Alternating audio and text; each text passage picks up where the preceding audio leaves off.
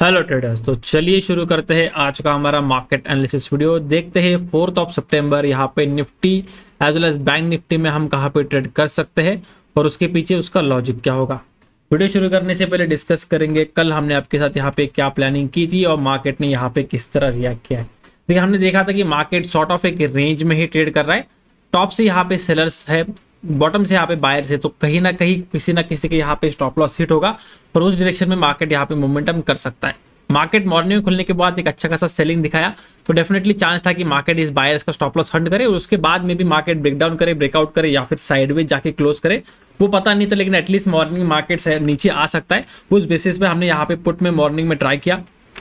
और जैसे आपको पता है 20 पॉइंट्स का मेरा एसएल होता है, तो फर्स्ट एंट्री में मेरा डेफिनेटली यहाँ पे एसएल हिट हुआ। लेकिन बाद में जब सेकंड टाइम मार्केट ने ये फ्लक्चुएशन किया, उसके बाद मार्केट टॉप पे सस्टेन नहीं हो पा रहा था।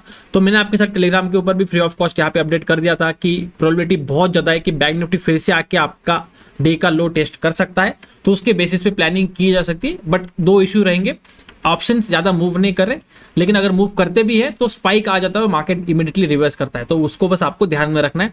काफ़ी अच्छा यहाँ पे स्पाइक आया, मोर देन मेरे ख्याल से 120-130 पॉइंट का यहाँ पे ऑप्शन में स्पाइक देखने मिला। उसके बाद मार्केट अगेन साइडवेज गया एंड एक बाद में एक रिकवरी आई। अब देखिए, जैसे मैंने आपको बोला, नॉर्मली चार्ट डायरेक्टली रिपीट नहीं होता है, तो यहाँ पे मार्केट गिरा था, बाद में साइडवेज चला गया, फिर ब्रेकआउट आया और फेल हो गया, राइट। लेकिन अगेन मार्केट ने वही किया, मार्केट नीचे गया, साइडवेज चला गया, फिर ब्रेकआउट आया। अब कल ये वाला ब्रेकआउट फेल हो गया था, तो नॉट नेसेसरी आज भी फेल होगा। मार्केट आज यहाँ पे ब्रेकआउट कंटिन्यू करते हुए काफी अच्छा यहाँ पे ब्रेकआउट दे चुका है।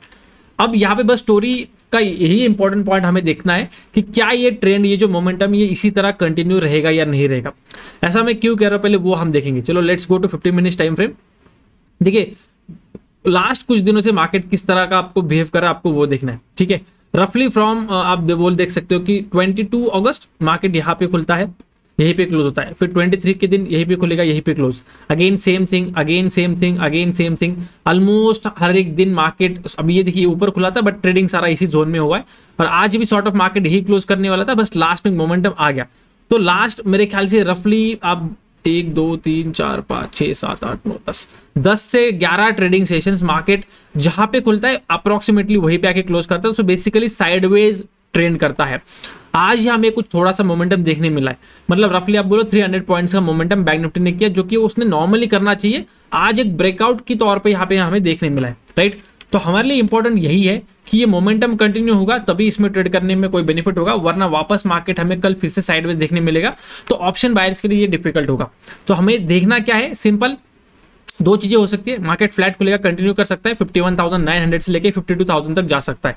तो मॉर्निंग मार्केट खुले, थोड़ा ट्रेड यहाँ पे करता है, डायरेक्टली ब्रेकआउट करेगा तो भी चलेगा, खुलने के बाद इस तरह मोमेंटम करेगा तो भी चलेगा, या फिर डायरेक्टली अपर साइड जाएगा तो भी चलेगा, मतलब होल्ड करके चला गया ऊपर तो भी चलेगा, नॉर्मल प्राइजेक्शन के हिसाब से गया तो भी चलेगा, या फिर डायरेक्टली ब्रेकआउट करते हुए गया तो भी चलेगा। बट हमें यहाँ पे मोमेंटम दिखना चाहिए।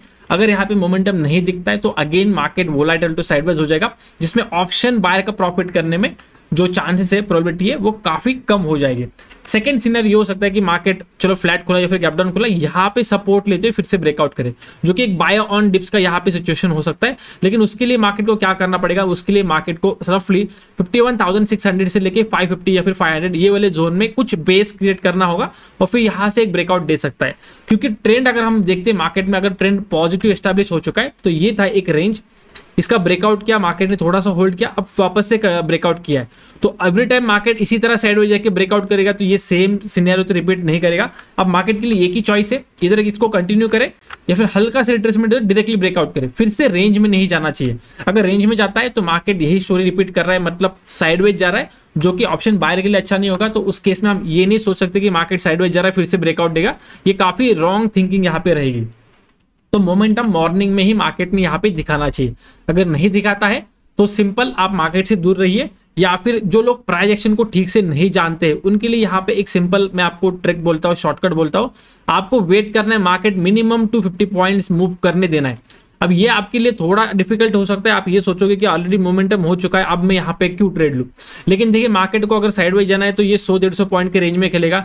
उस केस में मार्केट आपको 10 बार दिखाएगा ब्रेकआउट दे रहा है, ब्रेकआउट होगा, 10-20 पॉइंट ऊपर जाके फिर से गिरेगा, फिर से रेंज क्रिएट करेगा, फिर से आपको लेगा ब्रेकआउट कर रहा है, फिर से फेल होगा।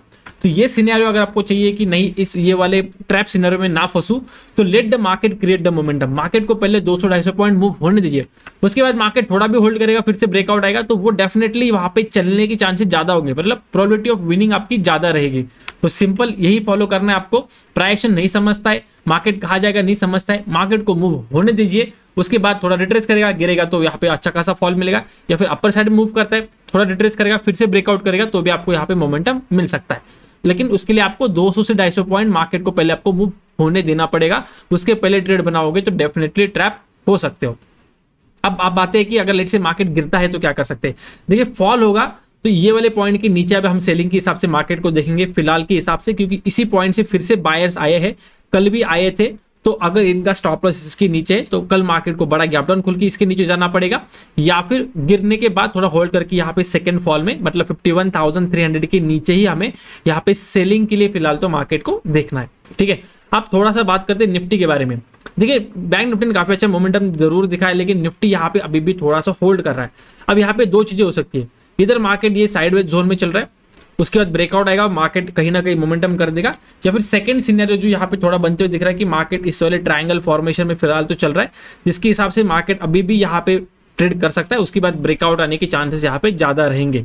तो 25,300 के अगर ऊपर निकलता है तो यहाँ पे हम निफ्टी में कल बाइंग के हिसाब से देखेंगे, और उसके इसमें ऑल टाइम हाई हमारा टारगेट नहीं होगा 25,360, तो एटलीस्ट यहाँ पे मार्केट ने जाना चाहिए। देखिए नॉट नेसेसरी कि जाएगा ही, क्योंकि again I am saying all time high के आसपास हम डायरेक्टली टारगेट थोड़ा कंफर्मेशन के साथ नहीं देख सकते, प्रोबेबिलिटी बहुत कम होती है, बट फिर भी जितना मार्केट नॉर्मली मूव करता है, तो अगर 300 का ब्रेकआउट आएगा तो 60 to 80 पॉइंट मूव करना चाहिए। उस केस में यहाँ पे जो 30 पॉइंट का ब्रेकआउट है ऑल टाइम हाई का, वहां पे तो जाके मार्केट ने नहीं रुकना चाहिए।